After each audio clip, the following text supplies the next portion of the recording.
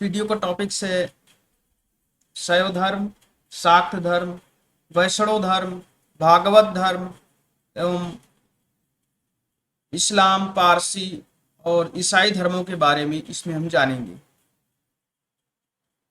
आइए टॉपिक को शुरू करते हैं। पहले हम शैव धर्म के बारे में जानते हैं। शैव धर्म, जिसका अर्थ भगवान शिव से लगाया जाता है, जो भगवान शिव से संबंधित है। शिव का अर्थ है शुभ, कल्याण, मंगल, यानी भगवान शिव को शुभ कर, कल्याण कर और मंगल कर कहा गया है। जो भगवान शिव की पूजा करते हैं, उससे संबंधित जो धर्म है उसको शैव धर्म कहा जाता है। भगवान शिव की पूजा करने वालों से जो संबंधित धर्म है उसे शैव धर्म कहा जाता है। शिव धर्म, जो शैव धर्म है, इसके अवशेष हमें हड़प्पा सभ्यता यानी सिंधु घाटी सभ्यता से भी मिलते हैं। और जो पतंजलि ने महाभाष्य लिखा, पतंजलि का जो महाभाष्य है, जो दूसरी शताब्दी ईस्वी में लिखा गया, उसमें भी मूर्ति पूजा यानी शिवलिंग की पूजा के उल्लेख मिलते हैं।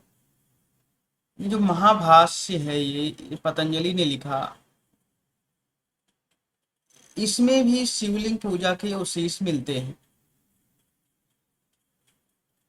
हड़प्पा संस्कृति में भी हमें लिंग पूजा के साक्ष्य मिले हैं।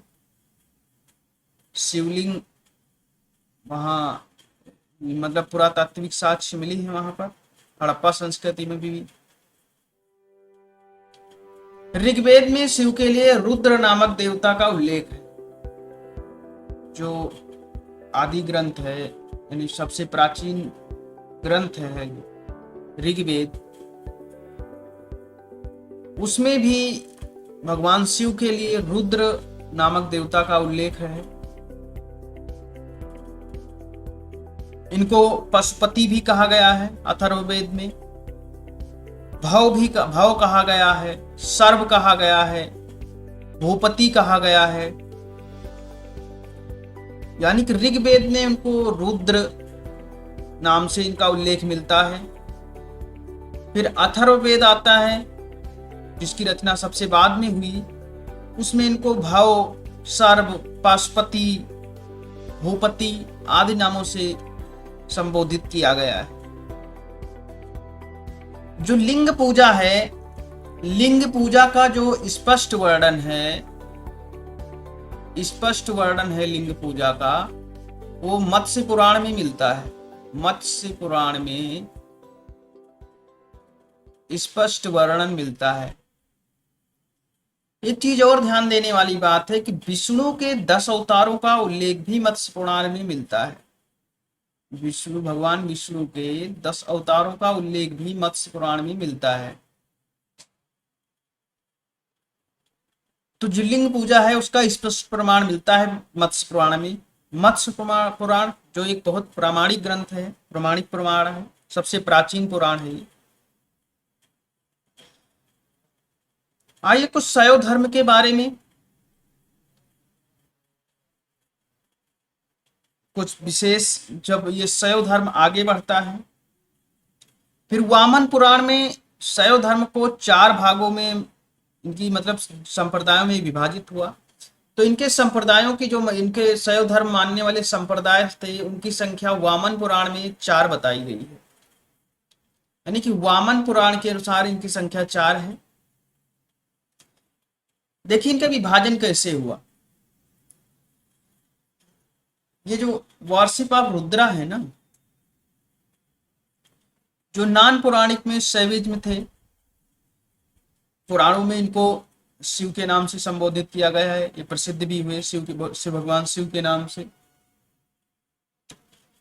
जो शिव को मानने वाले थे वही शैव कहलाए।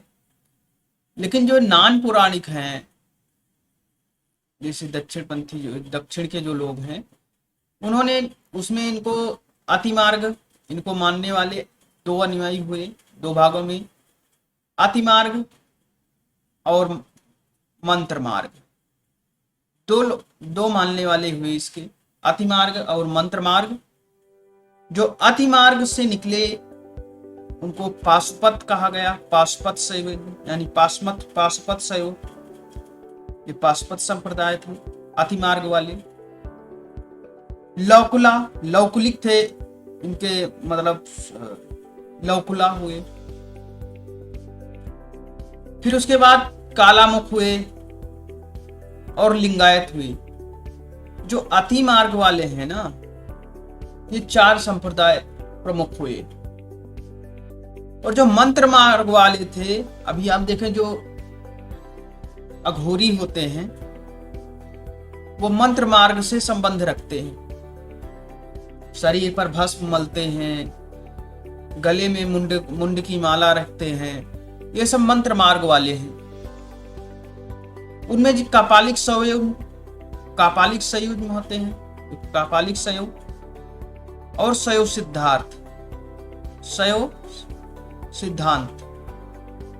सिद्धांत का जो तमिल में शैव सिद्धांत था वो लिंगायत है, यानी दक्षिण का जो शैव सिद्धांत है, जो शैव धर्म है, संप्रदाय है, वो लिंगायत है। लिंगायत आप कई बार वो खबरों में बना ही रहता है, कर्नाटक से संबंधित है, तमिलनाडु में भी कुछ है उसकी संख्या, तो ये हमेशा बना रहता है। आइए इनके चारों संप्रदायों के बारे में डिटेल से जानते हैं।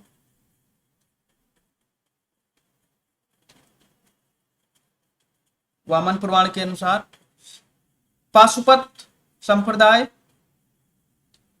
उसके बाद कापालिक संप्रदाय, कालामुख संप्रदाय और लिंगायत और वीर शैव संप्रदाय, जो अभी हमने बताया कि दक्षिण में प्रचलित है। जो पाशुपत संप्रदाय है ये शैव धर्म का सबसे प्राचीन संप्रदाय है और इसकी जो संस्थापक थे वो लकुलिश थे। इसके संस्थापक लकुलिश थे और ये शैव धर्म का सबसे प्राचीन संप्रदाय है। इसी संप्रदाय में भगवान शिव के 18 अवतारों में उनको एक माना जाता है। भगवान शिव के 18 अवतार माने गए।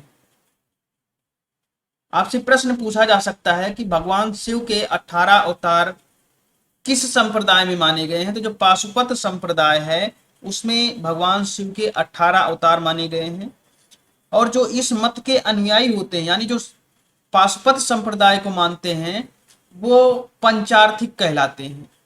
पाशुपत समुदाय को मानने वाले पंचार्थिक कहलाते हैं।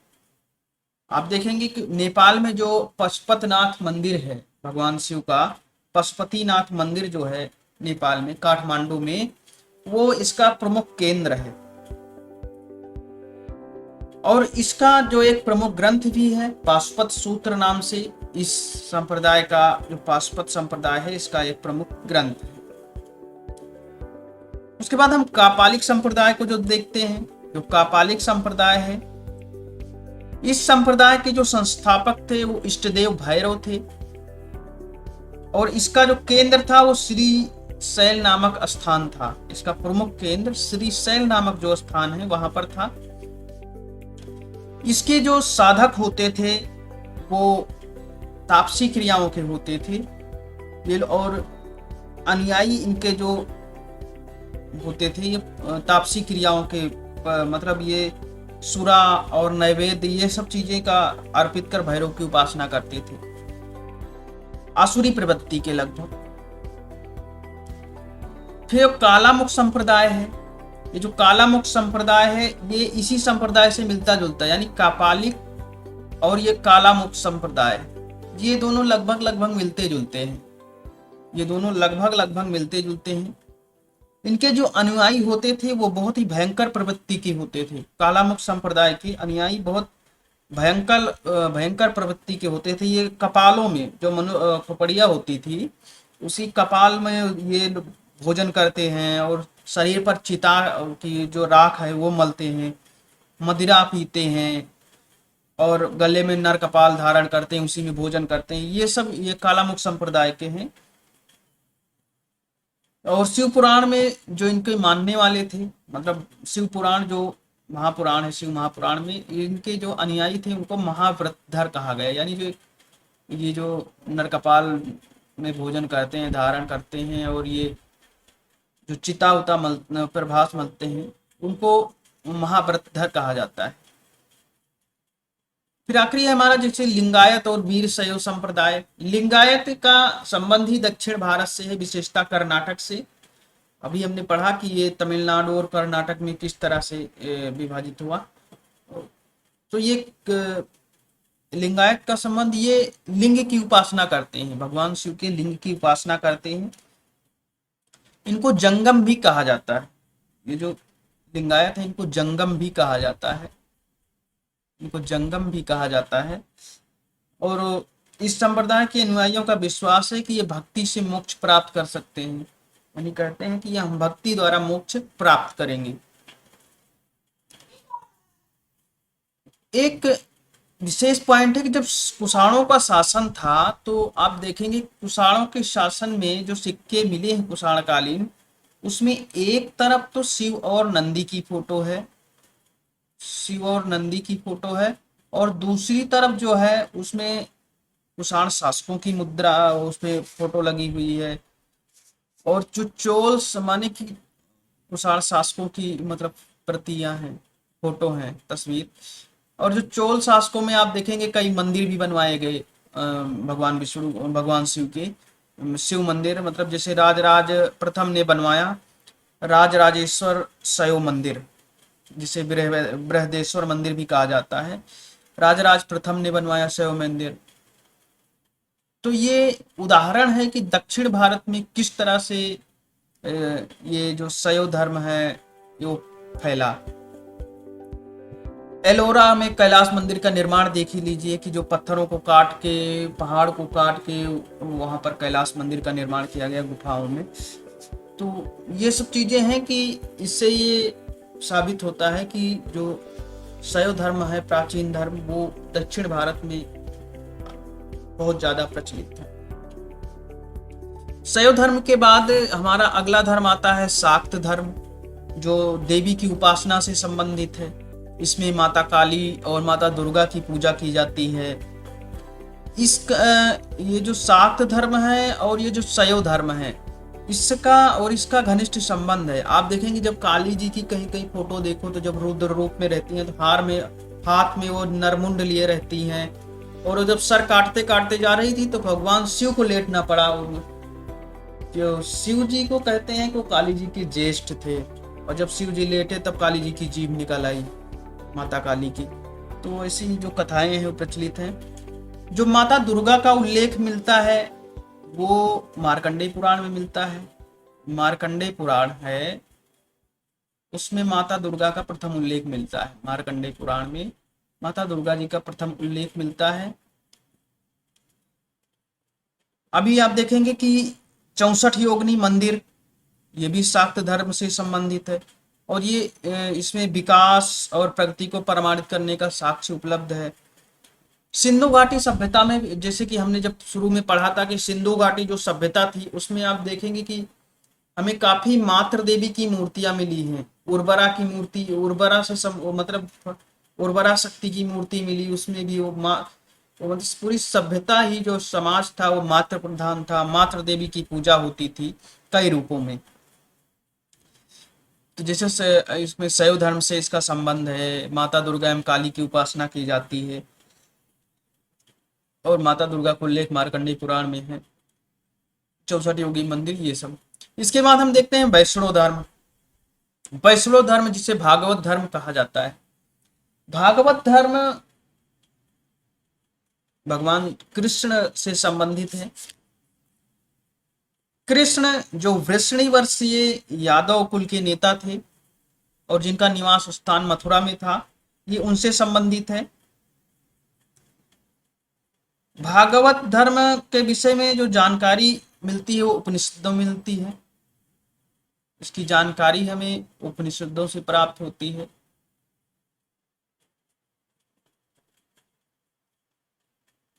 उपनिषदों से हमें इसकी जानकारी प्राप्त होती है। और जो छांदोग्य उपनिषद है, छांदोग्य उपनिषद में सर्वप्रथम बार जो भगवान श्री कृष्ण का उल्लेख मिलता है, और उसमें छांदोग्य उपनिषद में बताया गया है कि कृष्ण जो है वो देवकी के पुत्र थे, और घोर ऋषि घोर अंग्रेज के ये जो है शिष्य हैं, इनको छांदोग्य उपनिषद में ये बताया गया है। कृष्ण का जो अभिलेखीय प्रमाण मिलता है वो बेशनगर का जो गरुण स्तंभ है वहां पे मिलता है। भगवान कृष्ण का, वासुदेव कृष्ण का जो अभिलेखीय प्रमाण मिला है वो गरुण स्तंभ में मिला है। और भागवत धर्म कहते हैं कि ये सूर्य पूजा से संबंधित है। इसका संबंध जो है वो सूर्य पूजा से है, सूर्य पूजा से इसका संबंध है, सूर्य पूजा से इनका संबंध है।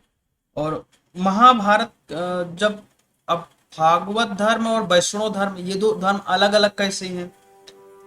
जब महाभारत काल था तो महाभारत काल में भगवान श्री कृष्ण का तादाद, मतलब श्री कृष्ण को विष्णु से जोड़ दिया गया।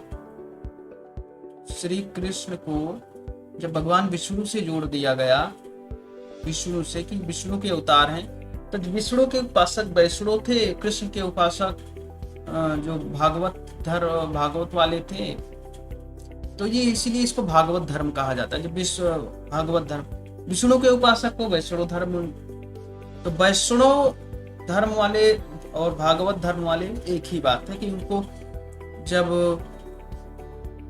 भगवान कृष्ण को विष्णु से संबंधित कर दिया गया तो चाहे उसको वैष्णव धर्म ही बोलते हैं, भागवत धर्म ही बोलते हैं। मेगस्थनीज ने कहा कि कृष्ण जो है, मेगस्थनीज ने जिन्होंने इंडिका की रचना की, उसने कृष्ण को हेराक्लीज जो है, हेराक्लीज नाम से संबोधित किया, हेराक्लीज नाम से उल्लिखित किया है। हेराक्लीज जो है यूनानी देवता थे एक। जैन धर्म ग्रंथ उत्तराध्ययन सूत्र में वासुदेव, जिन्हें केशव नाम से पुकारा गया है, जैन धर्म ग्रंथ में उनको बताया गया है कि ये जो जैनों के 22वें तीर्थंकर थे अरिष्टनेमी, उनके समकालीन बताया गया कि जब अरिष्टनेमी थे उसी समय जो है वासुदेव थे, उनका और उनका जीवन काल एक साथ बताया गया है, समान। और हमने बताया कि जो मत्स्य पुराण है वो भगवान विष्णु के 10 अवतारों की जानकारी देता है। और वो 10 अवतार हैं, 10 अवतारों में देख लीजिए आप, मत्स्य, कूर्म, वराह, नरसिंह,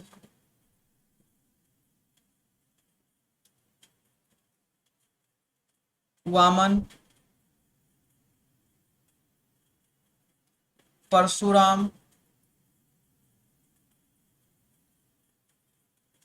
राम,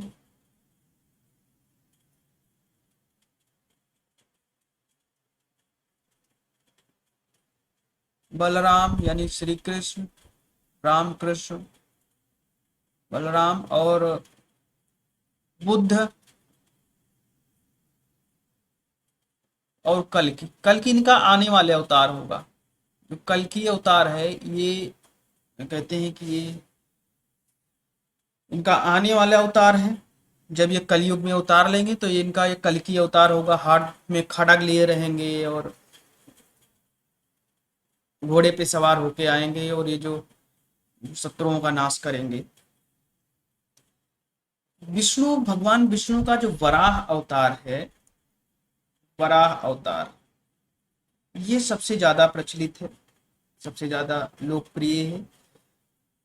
इसमें आप देखेंगे कि इन्होंने वराह अवतार लिया है और पृथ्वी को अपने सींगों पर, मतलब दांतों पर, सूंड पर धारण किया हुआ है, जल प्रलय से बचाने के लिए जब इनका अवतार हुआ था। इसके कई गुफाओं में भी वराह अवतार के चित्र मिलते हैं। और इस वराह अवतार का उल्लेख जो है ऋग्वेद में भी मिलता है। भगवान विष्णु के इस वराह अवतार का उल्लेख हमें ऋग्वेद में भी प्राप्त होता है। तो ये कुछ पॉइंट हैं।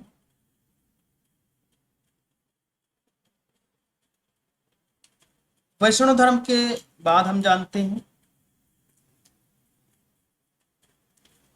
एक और पॉइंट है कि जो दक्षिण भारत में अभी हमने बताया कि जो शैव धर्म का प्रचार था उसको नयनार संतो नयनार संतों ने, और जो वैष्णव धर्म का प्रचार था उसको अलवार संतों ने। अलवार और नयनार हम आपको बताएंगे, पढ़ाएंगे बाद में, लेकिन इतना ध्यान रखिए कि जो दक्षिण भारत में शैव धर्म का प्रचार नयनार संतों ने किया था और वैष्णव धर्म का प्रचार अलवार संतों ने किया था। अलवार संतों जिनकी संख्या 12 थी, डिटेल में हम पढ़ेंगे तब आपको इस डिटेल में बताएंगे। और जो महिला संत थी इनमें, उनमें एक प्रमुख थी आंडाल। आंडाल को जो है दक्षिण की मीरा कहा जाता है। आंडाल जो थी, आंडाल दक्षिण की मीरा,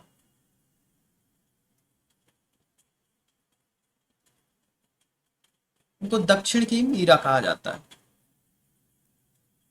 इसके बाद हम जानते हैं इस्लाम धर्म के बारे में, से कुछ इंपॉर्टेंट फैक्ट्स जो निकलते हैं उनके बारे में जानते हैं, जो हमारे एग्जाम में पूछे जा सकते हैं। इस्लाम एकेश्वरवादी है, एक ही ईश्वर को मानता है, अल्लाह। इस धर्म के जो संस्थापक थे वो हजरत मोहम्मद साहब थे। हजरत मोहम्मद साहब का जन्म 570 ईस्वी में हुआ और इनकी मृत्यु 632 ईस्वी में हुई। कहते हैं कि जब हजरत मोहम्मद साहब एक गुफा में बैठे हुए थे, हीरा नामक गुफा थी मक्का के पास, जब ये मक्का के पास हीरा नामक गुफा में बैठे हुए थे, उसी समय 610 ईस्वी में इनको ज्ञान की प्राप्ति हुई। 610 ईस्वी में इनको ज्ञान की प्राप्ति हुई। फिर ये 622 ईस्वी में हज की यात्रा पे गए, यानी मक्का से मदीना को गए। 622 ईस्वी में जो है ये मक्का से मदीना गए, और जब ये मक्का से मदीना गए तो इसको कहा गया हिजरी सम्मत। यहीं से हिजरी सम्मत की शुरुआत होती है, यहीं से हिजरी सम्मत की शुरुआत होती है। यानी कि इनका जन्म 570 ईस्वी में हुआ। ये साधना कर रहे थे, गुफा में बैठे हुए थे, हीरा नामक गुफा में मक्का के पास जो थी। 610 ईस्वी में इनको वहां ज्ञान की प्राप्ति हुई।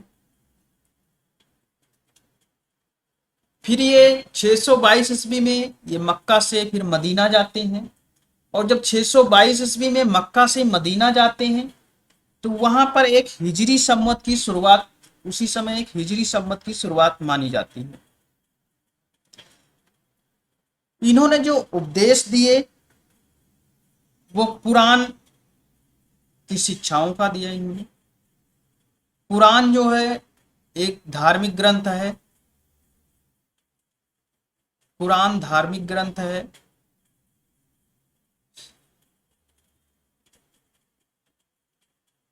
कुरान धार्मिक ग्रंथ है इस्लाम धर्म का। जब इनकी मृत्यु हुई, मोहम्मद साहब की जब मृत्यु हुई, इनकी मृत्यु के बाद इस्लाम धर्म दो संप्रदायों में बढ़ गया, दो पंथों में बढ़ गया, जिसमें शिया और सुन्नी, शिया और सुन्नी नामक दो पंथों में बट गया। अब शिया और सुन्नी, शिया उन्हें कहते हैं, यानी सुन्नी उन्हें कहते हैं जो सुन्ना में विश्वास करते हैं। अब सुन्ना क्या है? सुन्ना वो है कि सुन्ना जो मोहम्मद साहब के कथनों व कार्यों का विवरण, कथनों व कार्यों का विवरण है, उसे सुन्ना कहते हैं। तो जो सुन्ना में विश्वास करते हैं उन्हें सुन्नी कहा जाता है, और सिया ये है कि सिया हजरत अली की शिक्षाओं में विश्वास करते हैं। यानी मोहम्मद साहब के जो दामाद थे वो फिर उसके बाद में पैगंबर बनते हैं, खलीफा। तो इन्होंने जब शिक्षाएं दी तो जो इनकी शिक्षाओं में विश्वास करते थे वो सिया पंथ में बट गए। जो हजरत अली की शिक्षाओं में विश्वास करते हैं, हजरत अली की जो शिक्षाओं में विश्वास करते हैं, उन्हें सिया कहा जाता है। और जो मोहम्मद पैगंबर साहब की जो कथनों में विश्वास करते हैं उनको सुन्नी कहा गया। और जो मोहम्मद पैगंबर साहब के उत्तराधिकारी हुए, या हजरत मोहम्मद साहब के पहले उत्तराधिकारी कौन थे, इनके दामाद बने, तो इनको खलीफा कहा गया, खलीफा। खलीफा का पद 1924 ईस्वी तक रहा। 1924 ईस्वी तक रहा। 1924 में तुर्की के शासक हुए।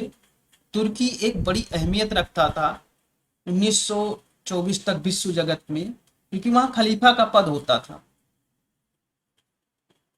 खलीफा सर्वोच्च होता था इस्लाम धर्म का,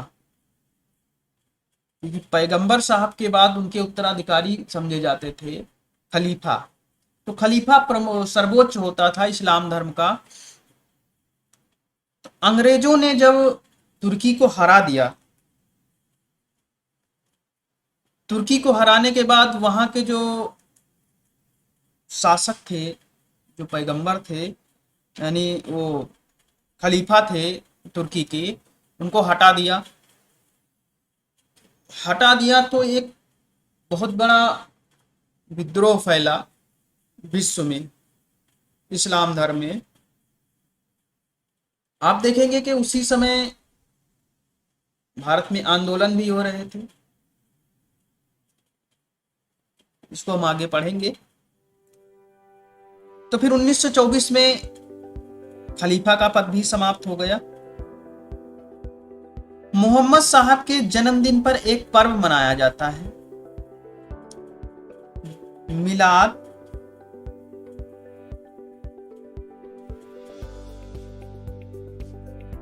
उन नबी। मिलाद उन नबी पर्व मनाया जाता है। ये मोहम्मद साहब के जन्मदिन पर मनाया जाता है। जो इस्लाम धर्म भारत में फैला वो अरबों के जरिए फैला। भारत में इस्लाम धर्म अरब लेके आए। पहले अरबों ने सिंध को जीता,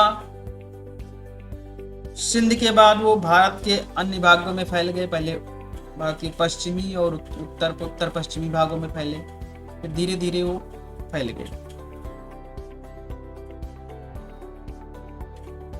तो इस्लाम धर्म के बाद में हम आगे पढ़ेंगे। एक नजर डालते हैं ईसाई धर्म पर, इसके कुछ महत्वपूर्ण फैक्ट्स। ईसाई भी एक एकेश्वरवादी धर्म है, लेकिन ये ईश्वर को 3 रूपों में मानता है, त्रियक रूप में। त्रियक रूप में कौन कौन से मानता है? त्रियक रूप में परम पिता परमेश्वर, परम पिता परमेश्वर,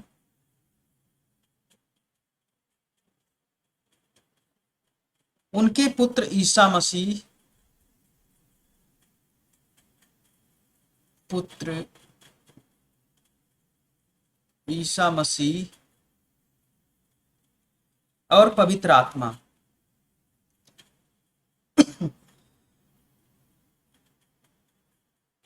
पवित्र आत्मा एकेश्वरवादी तो है, वो ईसाई धर्म एकेश्वरवादी है, लेकिन वो ईश्वर को 3 रूपों में मानता है, त्रियक रूप में मानता है।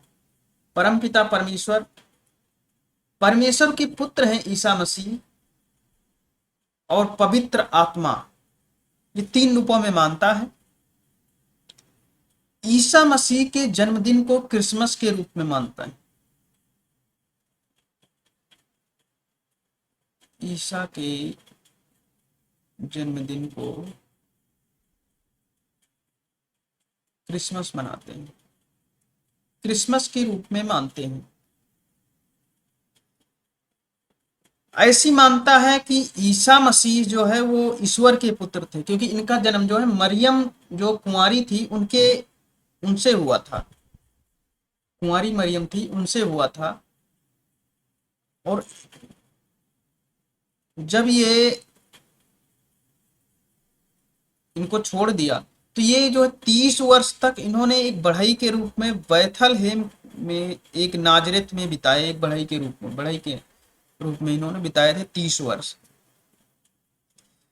इनके कुछ और संप्रदाय भी हैं, जैसे रोमन कैथोलिक, प्रोटेस्टेंट, ऑर्थोडॉक्स, मोरानी, एवंजेलिक आदि। ईसाई धर्म में जो पोप होते हैं वो एक आध्यात्मिक अधिकारी होते हैं, आध्यात्मिक उत्तराधिकारी हैं ईसा मसीह के।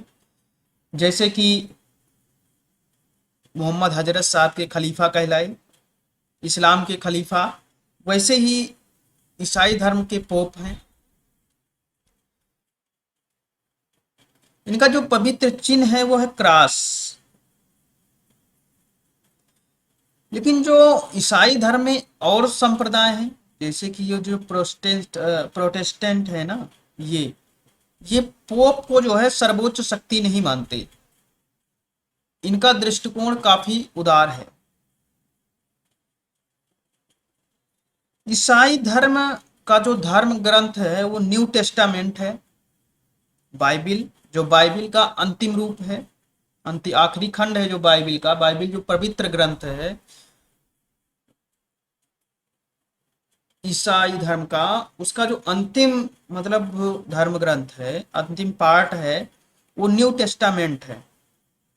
न्यू टेस्टामेंट में कहा जाता है कि ईसा मसीह की वाणी है, इसको ईसा मसीह ने लिखा है, इसमें उन्होंने ईश्वर से प्राप्त ज्ञान को व्यक्त किया है। न्यू टेस्टामेंट ओल्ड टेस्टामेंट के विरुद्ध नहीं है। ईसा मसीह ने स्पष्ट कहा है कि वे ओल्ड टेस्टामेंट का बहिष्कार नहीं बल्कि परिष्कार कर रहे हैं। और ईसा मसीह जो कि ईसाई धर्म से मानते हैं, उनको ईश्वर के पुत्र मानता है ईसाई धर्म, उनको जो सूली पे चढ़ाया था वो रोमन गवर्नर ने चढ़ाया था। रोमन गवर्नर ने इनको सूली पे चढ़ाया था और उसका नाम था पोंटियस पिलेट।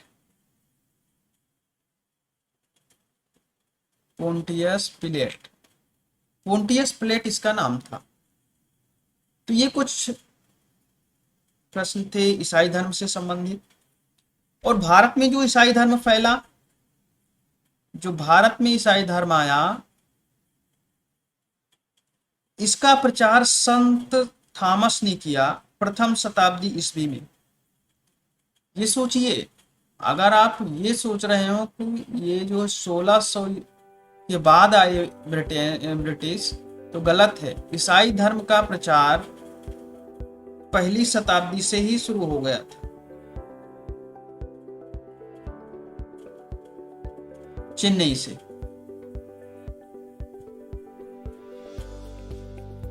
आइए थोड़ा पारसी धर्म के बारे में बात करते हैं।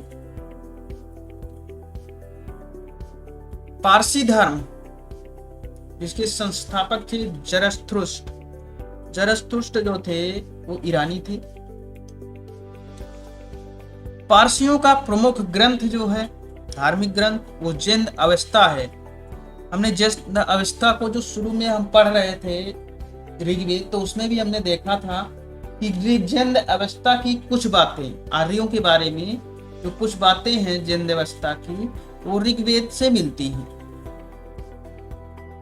पारसियों का जो प्रमुख त्योहार है वो नवरोज है। पारसी धर्म एकाधी दैववादी धर्म है और ये अहुर मचदा, एक ईश्वर जो है उनका अहुर मचदा,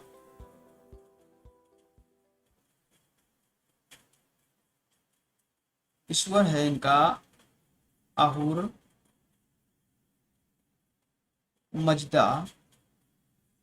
जो अहुर मजदा है इसमें आस्था रखते हैं, लेकिन ये अन्य देवताओं में भी आस्था रखते हैं। इनका जो प्रमुख है अहुर मजदा इसमें तो रखते हैं, लेकिन ये अन्य देवताओं को नकारते नहीं, उसमें भी आस्था रखते हैं। अग्नि जो है ये अनुष्ठानों और कर्मकांडों में इनके यहाँ प्रयोग की जाती है। पारसी धर्म में अग्नि का प्रयोग होता है, अग्नि को भी ये देवता मानते हैं। इनकी जो अंत्येष्टि होती है इनके धर्म में वो 3 प्रकार से होती है। एक विशेष प्रकार होता है इनका। पहले ये मृत शरीर को एक ऊंचाई पर रखते हैं। जब ये ऊंचाई पर रखते हैं खुले आसमान के नीचे, तो चील, कौवे और गिद्ध ये सब जब उसको खा लेते हैं, तब ये उनको पृथ्वी, जल व अग्नि में समाहित करते हैं। इनसे कहते हैं कि इनसे जो पृथ्वी, जल व अग्नि की शुद्धता बची रहती है। तो ये हमारे कुछ प्रमुख धर्मों से संबंधित टॉपिक थे।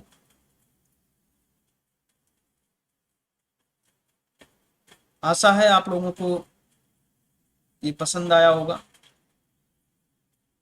धन्यवाद। आप हमारे चैनल को लाइक करें, शेयर करें, सब्सक्राइब करें। मिलते हैं अगले वीडियो।